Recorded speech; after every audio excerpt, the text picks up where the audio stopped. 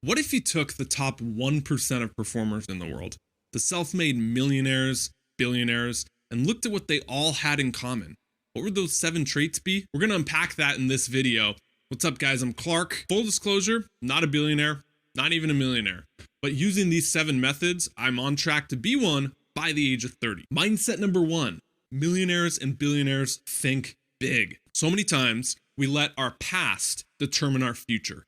We say, I can't have X, I can't have $1 million, I can't be on the path to $1 billion because here's all the reasons in my past and ways I failed that are preventing me from getting there. We let being realistic stop us and hold us back from the life we want and the life we deserve. And that's the mission on this channel, is we are here to stop settling and start living. The first step to doing that is this. Practice a concept called zero-based thinking. This comes from Brian Tracy. If you could start over today, if you could scrap everything in your past, how would you act? How would you behave? What are the habits you would instill? Who would you hang out with? Would you be in the same business you're in right now? Would you be doing the same things you're doing every single day? Would you be living in the same environment? Would you be dating that person? Would you be spending money on what you're spending it on? There's no right or wrong here. If you answered no to any of those, no, I would change something, then get moving and change it. Steve Jobs said it best when he says, look around you. Everything around you changes when you realize it was built by people who are no smarter than you. Everything around you is built by people who are no smarter than you and I. Allow yourself to dream, to think big, and that's how you get the results. That's how you break past the limiting beliefs, practice zero-based thinking, and just go for it. All right, now that we've thought big enough, let's talk now about the nitty-gritties on how to get rich, okay? There's 2 ways I like to think about this. Derek Halpern likes to tell the story about a locksmith. Now, this guy starts out and he goes around to clients' house and unlocks their locks that are stuck. First, it takes him 2.5 hours. He's sitting there fiddling with the lock, struggling, he can't get it open, and then finally, boom, it opens. That'll be $250. Well, what happens? Over time, this locksmith gets better and better at his job. So pretty soon it starts taking him an hour, 30 minutes, and then eventually he can get that lock open in just 10 minutes. That'll be $250. What he noticed is when he charged people $250 for the 2 hours, they would happily pay it. But as this locksmith started getting better and better at his job, the time went less and less, and he charged the same amount. His clients started throwing a fit.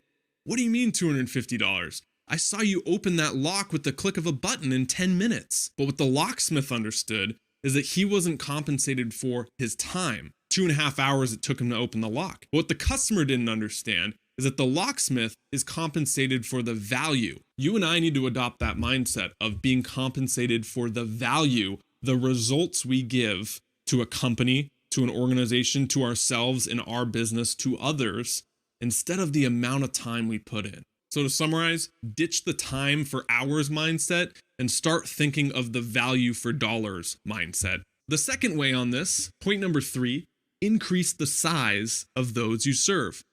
Jim Rohn, legendary motivational speaker, said, the more I serve, the more I earn. I know a trainer at the gym I go to, good friends with him. This man works himself sick. He works 12-hour days, probably 5 days a week, trains 50 to 60 clients every single week. He's very open with me. He makes about $80K a year. What's wrong with this? Is that he's tapped out. He's pushed himself to the max. $80K is the most amount he will make. Now, what would happen if he took 1 or 2 days off and instead of $80K for 50, 60 clients, he trained 40 or 30 clients and brought in $40K a year. But in those 2 days, he focused on serving the masses. In other words, he got out of that 50 to 60 people is all I can serve, and he put it into creating videos on YouTube. He put it into growing an email list. He put it into marketing himself as a trainer online, going after the masses of people. Pretty soon over time, might not be instantly, he would eventually make that difference of that 40K a year. Because once you know how to make 40K, it's easier to scale that up to 400K. If he took 1 or 2 days and focused on how do I serve the masses? How can I scale what I'm doing? Can I film these workouts and post them online? Can I attract people to me by giving away free information? And then eventually release products to them, and pretty soon over time, you're making that difference of that 40K by now working 3 days a week instead of 5. Mindset of self-made millionaires and billionaires number 4, communicate. I love the quote Tony Robbins has. He says, the quality of your life is the quality of your communication. And this really comes down to two areas: how well you communicate with yourself, what we talk about on this channel, right? Our internal self-talk, the dialogue we're telling ourselves, the zero-based thinking, but also how well you communicate with others. Look at self-made millionaires and billionaires. Look at Steve Jobs. Look at Oprah. Look at Tony Robbins. Look at Bill Gates. What do they have in common? They have a method of speaking to people that connects. Warren Buffett, one of the richest men of all time, said that taking Dale Carnegie's public speaking course was one of the best investments he's ever made in himself. Let's end this on a quote from Tim Ferriss out of the 4-Hour Workweek. Says that a person's success or failure in life comes down to the amount of uncomfortable conversations he or she is willing to have. Communicating means speaking well to others, connecting with others, but also being okay having the tough conversations that put you forward. Mindset number 5, decide, commit, achieve. We got to go after our goals, go after success with laser targeted focus, almost an obsession, and then it'll happen. Point in case, Bill Gates said he didn't leave the cubicle for 10 years before he eventually became a success. One of the richest men of all time now, but when you follow stories about Bill Gates, what do you see? You see him speaking on stage, you see him revealing products, you see him talking with people. You don't see him hunched over in a cubicle for those 10 years he was grinding it out and killing himself just to become successful. Bill Gates didn't try 50 things and then stumble across one that worked. He went after one with laser targeted focus. One of my biggest lessons of 2016, I was just looking at it in my journal. It said, I used to think I'll try things until something's successful. Now I think I'll commit and stick at something until it's successful. This image right here really illustrates the point. We don't know sometimes how close or far away success is. What if you quit 10 feet before the finish line? All your results are lost. Everything you worked for is gone. Success comes to those who have that laser targeted focus, go after what they want, and are ruthless with getting it. Success mindset of the self-made. Number 6, speed is king. Was watching a video actually on the same topic. I think Valuetainment was the guy.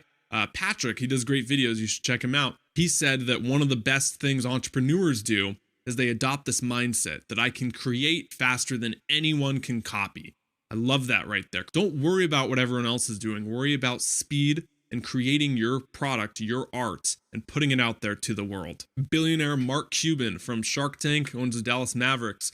I love what he said on one episode. He said that I believe perfection is the enemy of profitability. I wrote that down because that resonates. If you and I are so focused on becoming perfectionists, on making everything we put out into this world absolutely perfect, how are we going to get anywhere? You need speed. You need that execution. You need mass amounts. Remember what we talked about with serving the masses with massive value. Massive value doesn't come from putting out 1 or 2 perfect things. Now you might be thinking, Clark, why do I want to put out good when perfect is what Apple products are? Perfect is what, those best-selling books are. Perfect is what fill in the blank is. I agree with you. Here's why you want to do good. Because that's your MVP, your minimal viable product. The iPhone went through, how many generations are we on now? 7? Before it became better and better and better and better. But it started with the iPhone 1. If you brought out the iPhone today, you'd look at it and say, this is the hunk of metal. What is this thing doing? You'd find all these flaws with it. But at the time, it was so cutting edge, people flocked to it, and then they kept making it better and better and better. That was their MVP. There's always stuff to improve on. With you, focus on putting your art into the world. Focus on starting things. Become faster at getting it out there. Create faster than anyone can copy.